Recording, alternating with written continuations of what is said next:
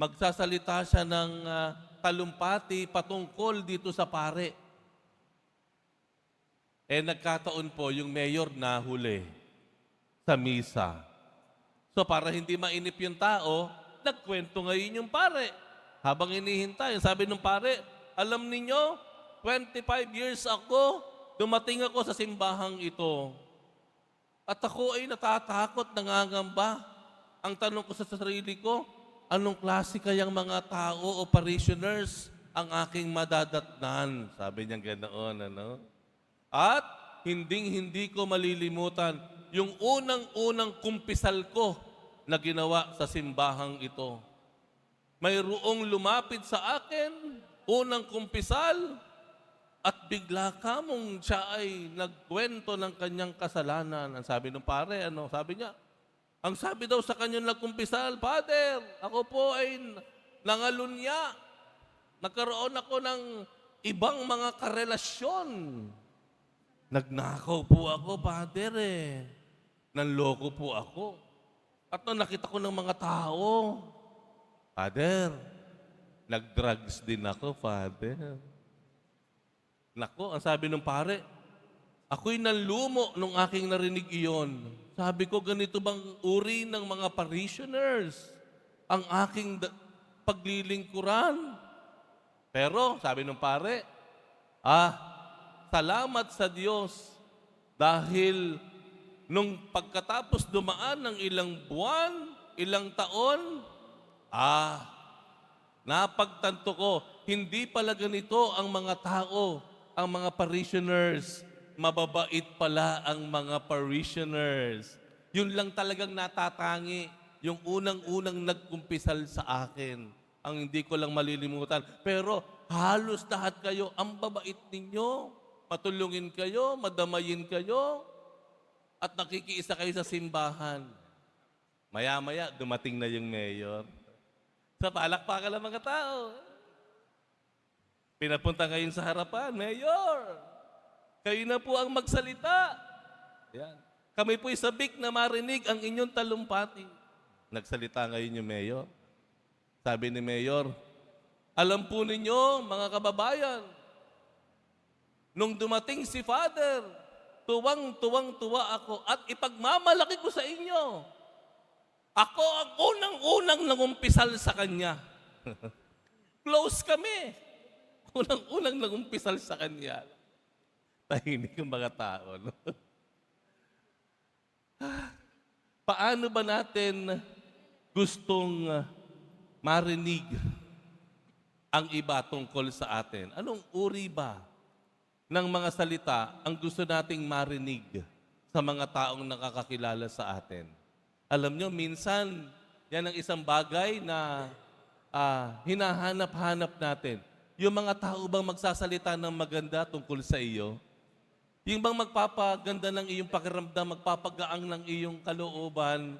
Yung magbibigay ng kasiyahan sa iyo, lalo-lalo pa kung magaganda yung sinasabi tungkol sa iyo. No? Kaya isa sa mga pinananabigan natin, yung mga birthday. Kasi sa birthday, magsasalita yung kaibigan mo, magsasalita yung iyong mataling best friend mo, at makakatawanan kayo. Ikaw naman, kunyari, mabablush ka ng konti. No? Mamumula-mula ka. Kasi kaganda ng mga tinasabi sa iyo. Pero alam po natin naman, sa katotohanan, hindi lamang lahat talaga ng tao may magandang masasabi tungkol sa atin. Tama? Ang totoo lamang, hindi lahat ng tao makapagsasalita o makapagsasabi ng magagandang mga katangian natin. Kahit gusto pa natin, pero hindi natin pwedeng ipilit sa kanila na magsalita sila ng tungkol sa atin. At hindi natin pwedeng ipilit sa kanila na paniwalaan tayo sa lahat ng ating sinasabi. Yung iba, nagdududa, nag-aalangan, nagsususpetsa.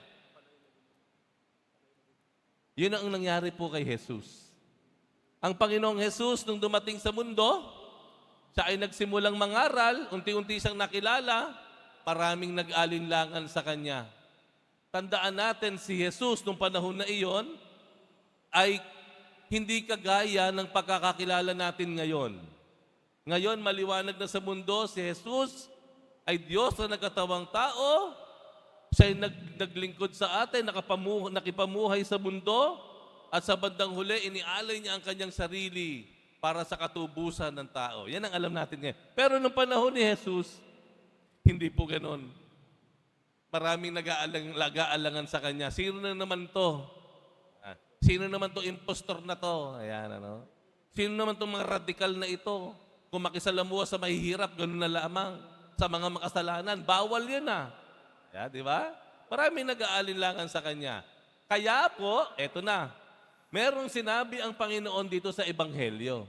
Ayan. Ano sabi niya? Ano sabi ni Jesus?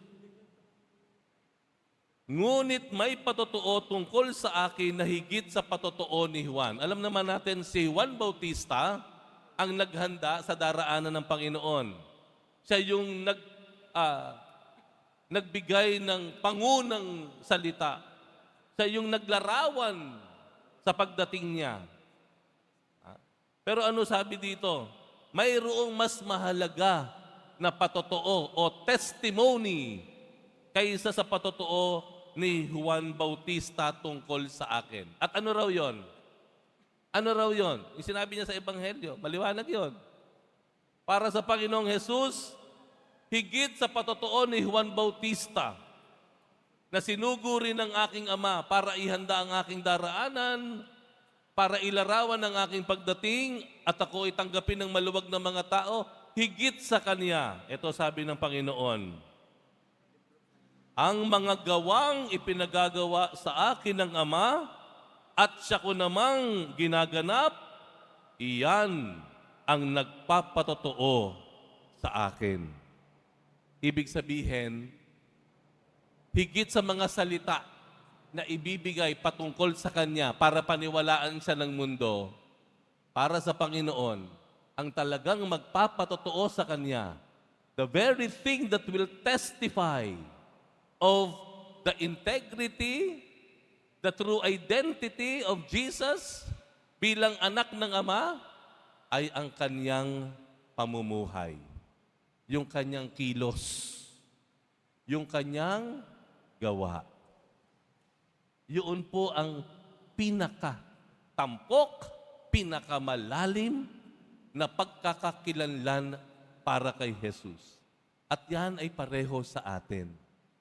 Marami sa atin dito, kilala ka bilang inhinyero, doktor, attorney, foreman, bisor, manager. Kilala ka bilang isang konsehal, kapitan. Kilala ka bilang ate, tita, ma'am. Ang dami nating title, di po ba? Huh? Pero ano sabi ng Panginoon at paanyaya sa atin? Higit sa lahat ng mga titulo na ikinakabit sa ating pangalan, higit sa lahat ng mga papuri, mga honors and recognitions na pwedeng ibigay ng mundo, ang talagang nagpapakita ng pinakamalalim na pagkakakilanlan sa atin o pinakamalalim na identity natin ay yung ating gawa, yung kilos natin, yung uri ng pamumuhay na meron tayo. Yun ang pinakamalalim. Yun ang nakikita ng Panginoon. Yun ang binabasa ng Panginoon higit sa lahat. Yung ating mga kilos, paano tayo makitungo sa kapwa, paano tayo nagiging patas sa ating mga kalakalan, sa ating pakikiharap sa mga kapitbahay, sa pagpapatawad sa nagkasala sa atin, sa pagdamay at pagtulong natin, sa ating pagtitimpi, kahit galit na galit ka na, pinipigilan mo ang iyong kamao. Pinipigilan mo ang iyong dila na magbitaw ng mga salitang nakasasakit at hindi na kayang bawiin pa. Yung uri ng pamumuhay. Yun po ang pinakamalalim na pagkakakilanlan sa atin. At yun ang tinitignan at mas mahalaga sa Diyos. Marami tayong deboto. We call ourselves as deboto ng mahal na poong Jesus Nazareno. Tanong, bakit ka naging deboto? Bakit mo inaangkin na ikaw ay deboto ng mahal na poong Jesus Nazareno? Bakit? Ay kasi naka-uniforme ko deboto. Minor Basilica, National Shrine, Jesus Nazareno. Jesus Nazareno. Di ba? Uniforme ko. Dahil ba sa uniforme, kaya ka naging deboto? Dahil ba kasapi ka sa organisasyon o samahan ng mga deboto, kaya ka deboto? Dahil ba pumupunta ka sa Quiapo pag-araw ng Biyernes? Bagamat yung mga iyan ay talaga naman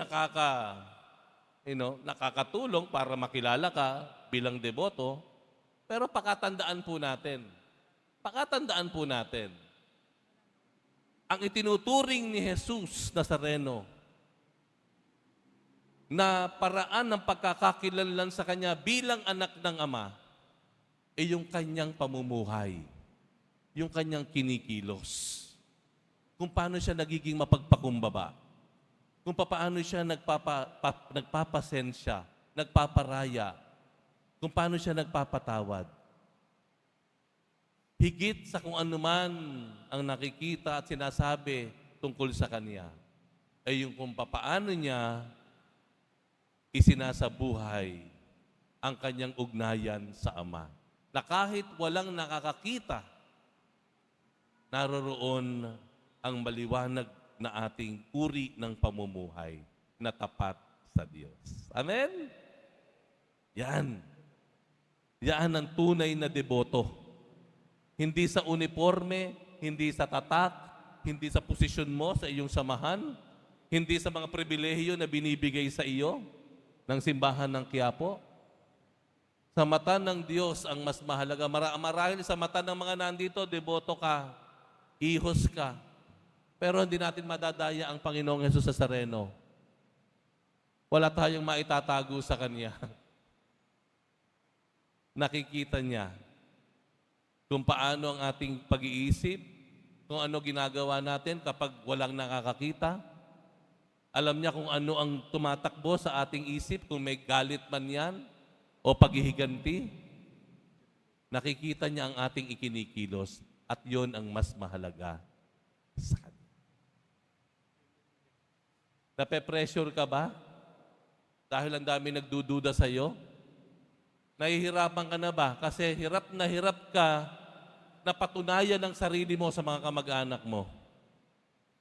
Nahihirapan ka bang ipilit sa iyong mga magulang na dapat kang pagkatiwalaan? Nahihirapan ka ba na kumuha ng suporta dahil nag-aalangan sa iyo, sa kakayahan mo? Kung nangyayari sa iyan, tanggapin na lang natin. Pero kasi ang mas mahalaga, yung batayan ng Panginoong Jesus Nazareno. Yung ikinikilos mo na Kanyang nakikita. Yung iniisip at tumatakbo sa isip mo na Kanyang nababatid.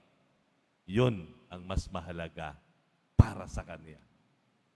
At kapag nalugod naman ang poong Jesus Nazareno sa ating iniisip, sa ating kinikilos, siya na, mula na sa Kanya, ang pagpapala, ang pagbabasbas na hinahanap, hinahangad natin. Siya na ang magbibigay ng ating dangal o honor na ating hinahangad. Siya na ang magpupuno ng mga kakulangan na nararamdaman natin. Amen. Magsitayo po ang lahat.